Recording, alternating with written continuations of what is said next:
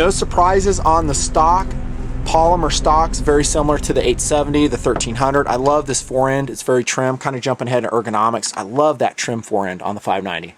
It's not big, not bulky. That one on the 870, like I talked about, required some milling to make it compatible with that side saddle installation. Kind of a bulkier forend. It's still comfortable, ergonomic, but the Cobb style of forends, kind of like that Tallow 870 had in the other parts that I showed you. I prefer those. And then a standard polymer stock in the back. I think the overall materials, fit and finish on a Mossberg 590A1 are pretty good. Pretty good. I have taken 590s out of the box and noticed misalignment of the ghost ring sights on those models that have them. The front sight was mounted crooked. Back in the 90s, I saw several 590s that have that.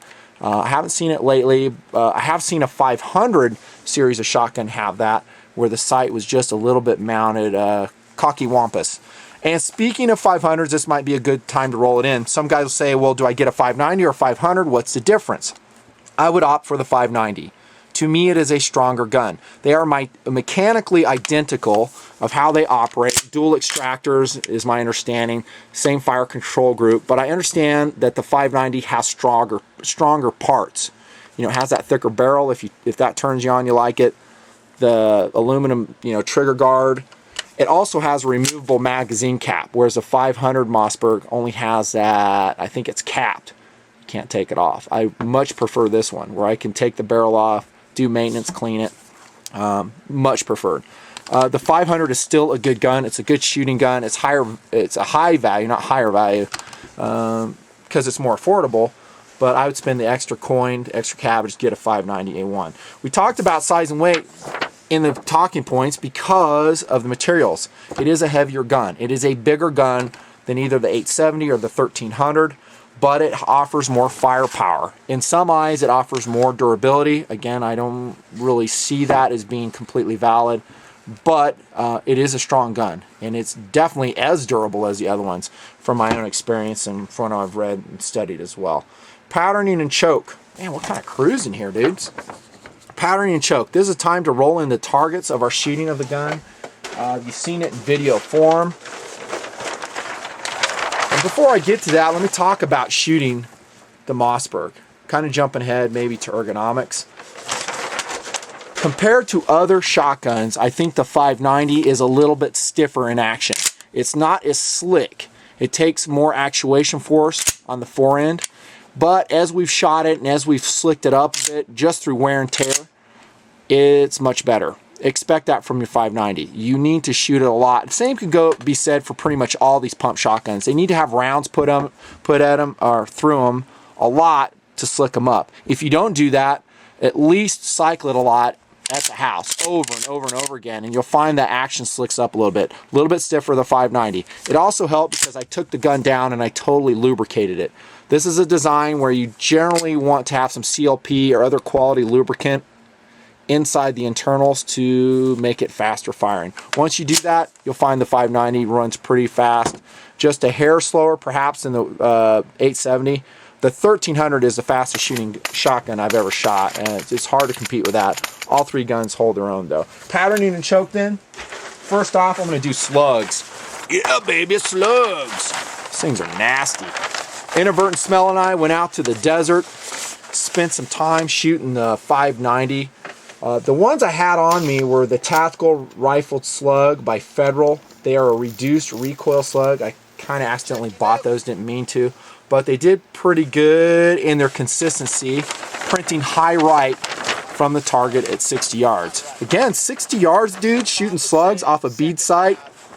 Very tough, very tough. Doable though. Once I knew where the gun was patterning with this specific rifled slug load, I corrected, aimed low, left to the body, and that's where it printed right there. Center of mass. We had 3 rounds in the kill zone, I think. Can't keep this thing straight. Total of, I don't know, 5 or 6 rounds there. Pretty decent. Under stress, could you do that? 60 yards? Probably not. Probably not. That's where a red dot sight would be very advantageous on top of this gun.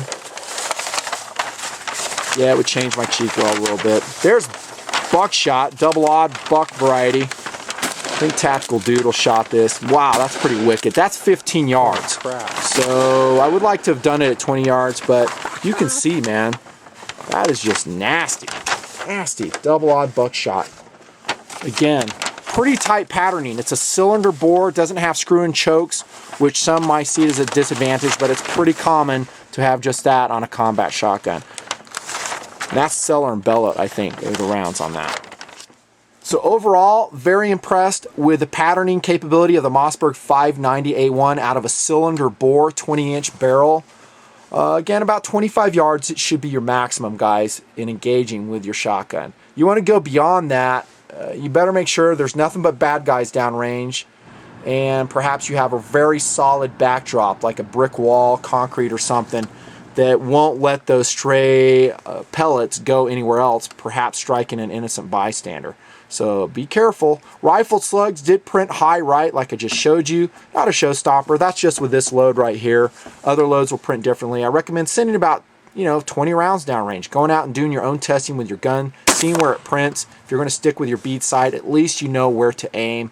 Keep a mental note of that. 60 yards to me with a bead sight is asking a lot. And I was amazed we did as well as we did with that. It's tough shooting. That's a very imprecise sight. Great for, buckshot loads, close range. Not so great for slugs. You could upgrade that with an optics mount and a red dot, of course, giving you night capability as well, but also some added system complexity. You're going to have a red dot sight sitting higher up here, subject to breakage. Might change your cheek weld, as I've said. Pick your poison. For me, I'll probably just stick with the bead sight, throw a tactical light on it, just like I did with this 870 in the background, so you have a way to illuminate the target as well. Next up, ergonomics on the 590A1. How does it stack up against the Remington and Winchester offerings? Pretty darn good. In some ways, superior. Starting with, of course, that top-mounted safety on top of the tang there. That is a great location. It's very intuitive, and it is better than the Remington's location. Remember in the other parts I discussed going forward to the trigger, then having to go backward to disengage, re-engage the safety on the Remington? That's a disadvantage. You won't have that problem on a Mossberg 590A1. It's right there, baby. Very quick to actuate, very quick to take off as well. And intuitive in that forward is fire. Another plus. Nice serrations, no jimping.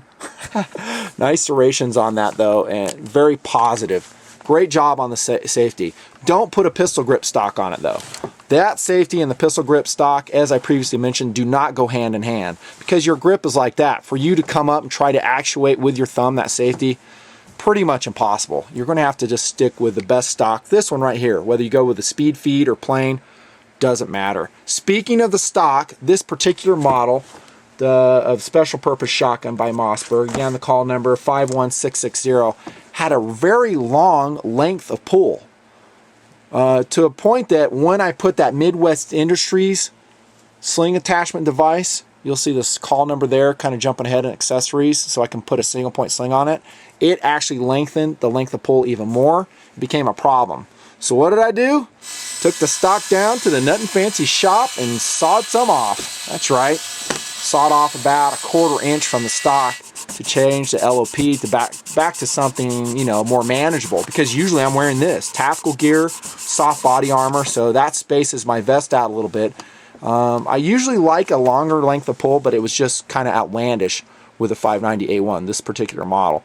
Needed some correction. Now with that, it's huge. It's a huge improvement. The recoil pad, not quite as effective, I think, as the R3 by Remington, which a lot of those guns that you saw us shooting had, and it's very heavy. I took it off when I was cutting the stock. This recoil pad alone weighs 6.5 ounces. Incredible. They need to lighten that sucker up. And also, as I cut the stock, that's one reason I have it taped. It kind of changed the width of the stock. That's why you see just a little bit of overhang as it butts up against that recoil pad. Remember, I taped this not for that, but so you can get a smooth and fast shoulder weld. Anytime you have a rubber pad, it will catch on your clothing, your tactical vest, and it's going to make presentation of the gun a lot slower unless you tape it, electrical tape. And smooth quality 3M electrical tape works fine for that. Other ergonomic considerations, I like the trigger on the gun.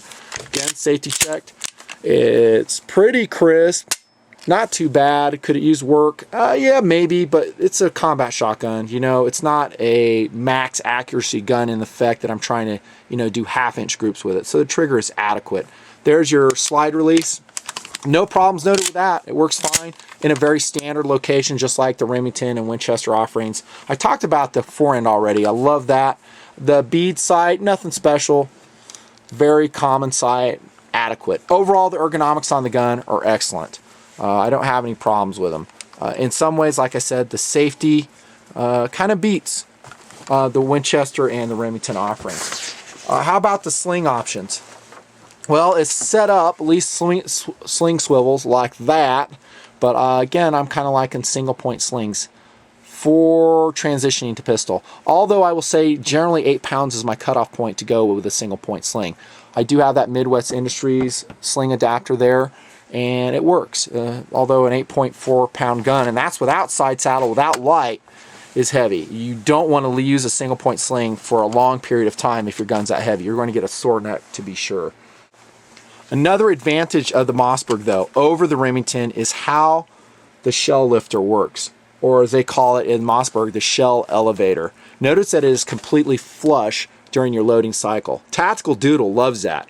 To load the gun, you're just dropping it around and slamming it home. Drop, slam. You don't have to work your way past a loading gate like you do the Remington or the Defender. See that? That is another advantage of the 590, and it is a very distinct advantage. It's just really fast. You turn your gun upside down, just throw your rounds in, push. There's not a faster loading combat pump shotgun than the Mossberg 590A1. Love it. Great advantage. That will take us to accessories. We are looking in the Midway USA catalog. Great supporters of the NRA. Thank you very much. Love Midway. Kind of wish their prices were lower, but oh well. The Mossberg 590, though, is a very prevalent type. That means it has sold lots and lots of copies. The reason that's important is because you have lots and lots of accessories when a gun is commercially successful like that. As you can see, there's some speed feed stocks they offer. You can get them in other places besides Midway, by the way. Notch has shooter supplies down in Chattanooga. Love those guys. Cabela's has them. All kinds of places. So yeah, you can change your stocks, side saddles. Tacstar makes some pistol grip shock handles for it. You can do that. I think Speed Feed does as well. There's those Midwest Industries sling mount adapters. Just showed you that one. It's that one there on the left that I have mounted. That's a great addition. You could go different size, optics mounts. You know, you could put on, if you really wanted, the heat shield, and actually the Type 1 Riot shotgun in the military does come with a heat shield. I don't recommend it though. I don't fire my shotguns fast enough to heat that barrel up because they're just slow to load. You'd have to have like a 30 round shot string to make it necessary for a heat shield, in my opinion. But if you like it for second type of cool, maybe the gun looks more intimidating that way, rock on, put it on. That brings us to the bayonet lug. That's not only cool, it's actually practical. And to prove the point, I'm going to roll in an Ontario M10 bayonet. What a good looking coyote brown version this is. And we're going to slap it on that Mossberg 590. That brings us back to the magazine cap, which is adapted to take that bayonet. This Ontario M10 I found, however, needed some grinding to fit on the Mossberg. It did not fit initially. That's because the handle here, I'll tell you why, it's got duct tape. The handle here was too wide. It actually interfered with this portion. But I ground it down very carefully, and now it fits good. The duct tape is there. Hold on, I got to get some leverage on this. The duct tape is there because I wanted it to fit tight. There we go. On there. And I ground down just a hair too much, so there was a little bit of wiggle in the M10 bayonet. I didn't like it. So that's why it's wearing duct tape. It's just as acting as a shim. It's not structural. There it is, fastened onto the gun. Look at how cool that is. Is that nasty? Another big advantage of the Mossberg 590 is that it can take a bayonet. It was designed from the outset to take a bayonet. Now some guys will say, well, why do you need a bayonet on a shotgun? Well, let's get back to POU. If you're using this as a shop defense gun, like in the Rodney King riots, you see like two guys up there with 590s with bayonets freaking attached to their shotgun. Are you going to want to go mess with someone like that? No, I wouldn't. I think it's an advantage. I like it. Close quarter capability, you bet. Some disadvantages to be sure. I mean, it adds a lot of weight to the gun. You know, if this came rather dull, I may do a separate tabletop on it. But if it's sharpened up, it's kind of an accident waiting to happen. As that bayonet swings around, it accidentally hits our soft pink body somehow, cuts it. All those considerations play. But as an accessory, I love it. And like you saw in the SPX model, it comes with an M9, not an M10 bayonet, and works pretty good. So yeah, I know this is a dedicated Mossberg shotgun bayonet now after that grinding, but I don't mind. Love it. Think it's cool. So lots of accessories for the 590, on par with the 870, no doubt. You can outfit it however you want. I wouldn't change a lot about the gun except for the addition of a light, and there's different ways to do that. I like going affordable rather than expensive. I do not like a surefire fore-end because I find they recoil into my hand and hurt. This is a good option here. Just have a Picatinny rail mount on the magazine tube, then you can slam on it whatever you want. This is an E2D Defender currently on that gun, and you can run a Phoenix light on it. Recoil test them though. This is a lot of recoil to ask a light to withstand. On the home stretch with the 590, how about value? All of these pump shotguns represent to me high value for what you get. The durability of the guns, the effectiveness and roll, if you are good and skillful in employing them, is amazing for the price paid. I think the 590 by Mossberg offers outstanding value for what you get. I don't have the price handy. I think it's around $400 for the 590A1 special purpose. Just depends, a little bit more, a little bit less. But still, for a hand-me-down gun that will last pretty much your whole lifetime and that of your children, great value and on par and equal to the other guns we've talked about as well. Durability and track record is excellent of the 590 series. And don't get me wrong, just because I was kind of, you know, talking about specification 3443G doesn't mean it is not an outstanding gun. What I want to delineate though is that we give it a halo effect that it's much better than all the other offerings. I don't think that's realistic. I don't think it's fair to the Remington or the Winchester. In my experience, the data points that I trust, the 590 is an outstanding gun. I have heard that perhaps it has a weak trigger group, and they've had some problems in the military with that, but I have not substantiated that, and nor can I. So that's just a data point. Are the double extractors better than the 870? Like I said in previous points, I don't think so. They're very effective though. Overall though, what a tough gun. Yeah, it has that thicker barrel, the metal trigger guard. A lot of guys will dig that. Not necessary, but it's part of the design and they wear like iron.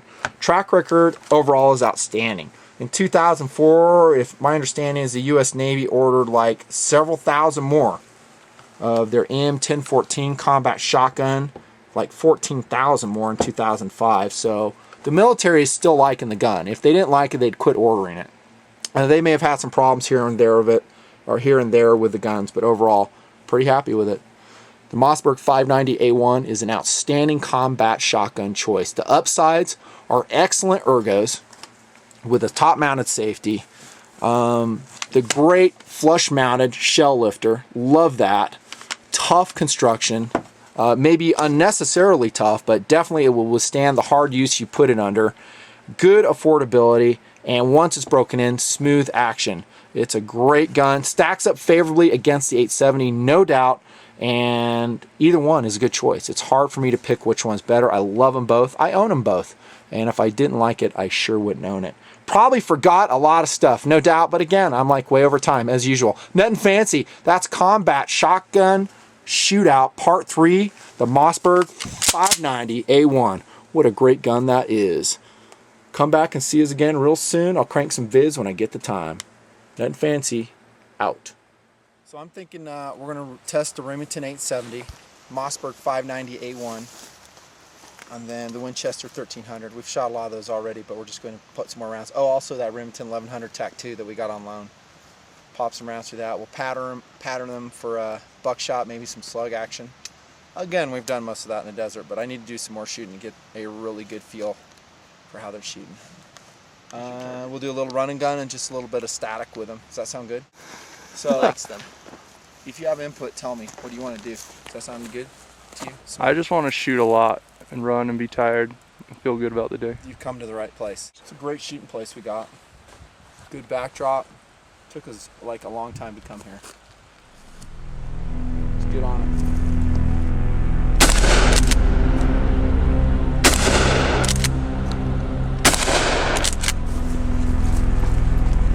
Five rounds, double-aught buckshot. I'm thinking he's dead. Hold the gun against there, dude. Holy crap. Let's do that round again. Make sure we're not having problems with buckshot on that one, okay?